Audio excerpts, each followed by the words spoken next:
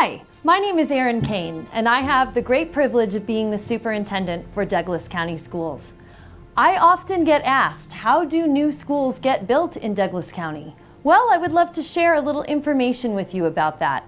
When it comes to schools, growth does not pay for itself.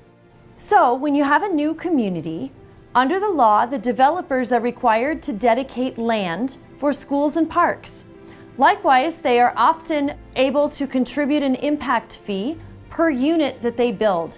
These impact fees, however, are nowhere enough to build a new school. As an example, in Sterling Ranch, the district has collected about a total of $3 million in impact fees. But a new elementary school is a $50 to $60 million proposition.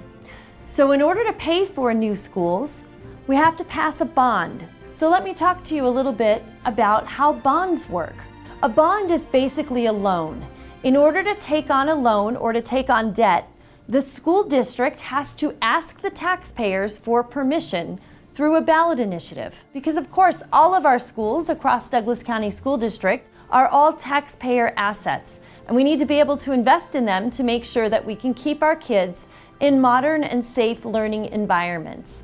If we look at the history of bonds in Douglas County, from 1984 to 2006, we passed 7 bonds. Generally, the way it works is you pass some debt, and as you start to pay off that debt, you take on new debt so that your mortgage payment remains the same. Just like your home. You take out a mortgage and you move into a home, and after maybe about 15 years, you've paid off a lot of that mortgage.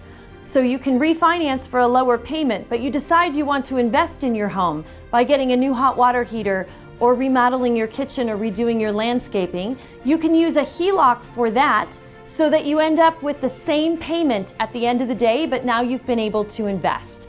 So our homeowners will not experience any kind of tax increase if a $490 million bond should pass. Thank you so much for taking the time to learn a little bit more about how our buildings are funded. If you would like to know anything else, please take a look at our funding page on our website.